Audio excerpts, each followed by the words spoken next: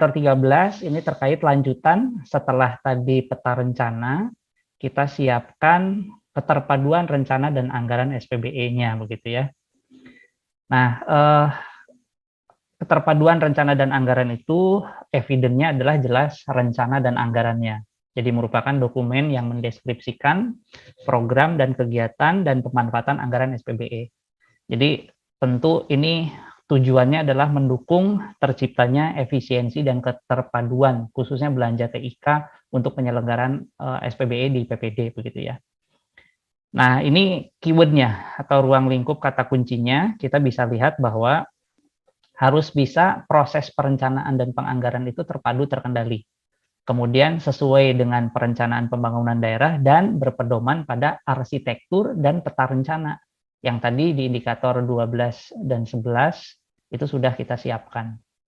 Dan kata kunci berikutnya adalah karena tadi harus keterpaduan, maka harus dikonsultasikan dengan unit kerja atau satker atau siapapun yang menjalankan fungsi TIK di IPPD. Jadi bisa dengan Pusdatin, bisa dengan Diskominfo, begitu ya. Dan ada keterpaduan juga dengan unsur lain sesungguhnya, dengan Biro Perencanaan. Kalau di daerah ada Bapeda, ada BKAD, begitu ya. Nah, itu yang harus dicermati bersama Bapak Ibu.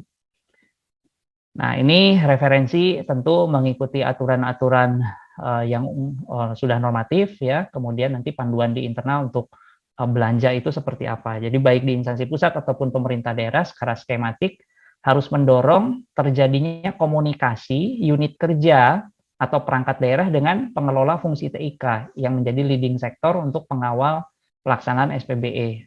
Nah, jadi nanti acuannya di arsitektur dan peta rencana akan dihasilkan hasil keterpaduan dari hasil komunikasi, hasil diskusi begitu ya, sehingga RKA dan DPA untuk belanja TIK SPBE itu menjadi lebih terpadu.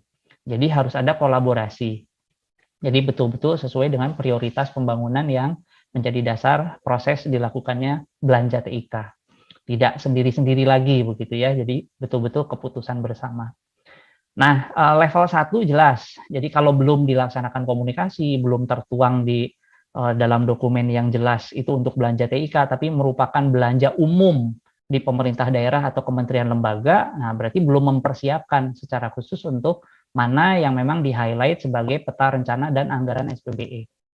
Kalau sebagian, artinya dari yang direncanakan di peta rencana itu sudah dikonsultasikan dari perangkat daerah A, dari Satker A, dari Satker B, tapi baru sebagian, belum seluruhnya. Nah, sehingga di dokumen RKAKL, baik yang di kementerian lembaga atau di pemerintah daerah itu, baru sebagian yang dikomunikasikan dengan unit pengelola TIK. Maka itu level 2. Nah, level 3, kalau semua itu keterpaduannya dibuktikan dengan bukti ada konsultasi dengan unit pengelola TIK, seluruhnya apa yang direncanakan di tahun tersebut, karena ini kan anggarannya tahunan ya, kemudian bahkan sudah dilengkapi dengan dokumen SOP. Jadi sebaik-baiknya itu bagaimana melakukannya. Mirip seperti di level nasional itu ada mekanisme clearance namanya sekarang. Jadi ada trilateral meeting, ada kementeriannya, ada Kementerian Pan-RB bersama-sama teman-teman tim koordinasi SPBE nasional, bersama di dalamnya ada Kemendagri, ada Kominfo begitu ya, ada teman-teman yang memang menetapkan mana anggaran yang memang diizinkan. Nah, itu untuk keterpaduan. Nah, ini contohnya.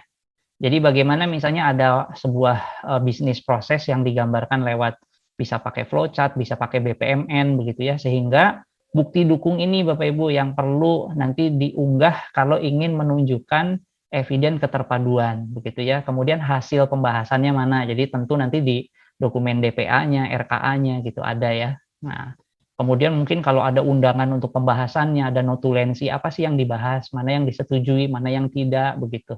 Nah, itu yang dilakukan untuk seluruh rencana belanja TIK. Nah, kalau tentu nanti satu siklus kegiatannya itu sudah dilakukan menjadi sebuah mekanisme yang terus berulang, dilakukan review terhadap alur ini betul nggak sih? Jangan-jangan sebaiknya ditetapkan Diskominfo masuk ke TAPD. Nah, karena misalnya dengan demikian tim anggaran pemerintah daerah atau di Pusdatin itu masuk ke kelembagaan yang membahas secara definitif, ada tim yang ditetapkan, ada SOP, nah kemudian ditetapkan, nah itulah hasil review. Jadi kalau nanti semakin terpadu dan terkendali, kan itulah yang menunjukkan bahwa ada proses yang direview dari kegiatan satu siklus sebelumnya. Nah, kalau itu berarti sudah di level 4 ya. Jadi ada untuk mereview kan pasti ada proses pembahasan undangan, ada notulensinya begitu. Nah, itu didasarkan sebaik-baiknya tadi ada SOP ya, digambarkan bagaimana SOP belanja TIK khusus untuk SPBE itu dibangun dengan mekanisme tadi keterpaduan para pihak yang terlibat. Nah, lebih jauh kalau sudah punya aplikasi untuk khusus begitu ya mengelola anggaran TIK seperti di aplikasinya EGA, kalau untuk mekanisme clearance di kementerian itu udah pakai EGA begitu ya.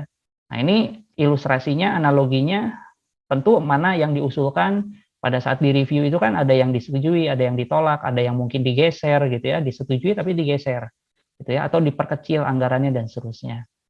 Nah, artinya kalau sudah melaksanakan tindak lanjut dari hasil review di level 4 dibuktikan dengan ada penetapan rencana dan anggaran baru, nah itu yang sudah dinyatakan berarti dia ada di titik optimum. Jadi biasanya untuk melakukan review kan mudahnya Bapak Ibu di tahun sebelumnya juga jadi baseline gitu ya. Anggaran tahun 2021 bisa digunakan di baseline awal, terus dilihat peta rencana 2022-nya seperti apa. Tentu nanti untuk 2023 berarti baseline-nya 2022 gitu ya. Terus ada pembahasan betul nggak sesuai peta rencana dan seterusnya. Nah, ini yang dilakukan begitu ya. Jadi nanti perlu ada lagi-lagi koordinasi internal para pihak terkait. Kalau sudah disusun hasil perbaikannya, kalau memang hasil review ada penyesuaian, baru ditetapkan lagi. Dan itu menjadi kontrol ya, karena anggaran itu kan alat kontrol untuk proses bagaimana keterpaduan, efisiensi belanja TIK yang lebih optimal itu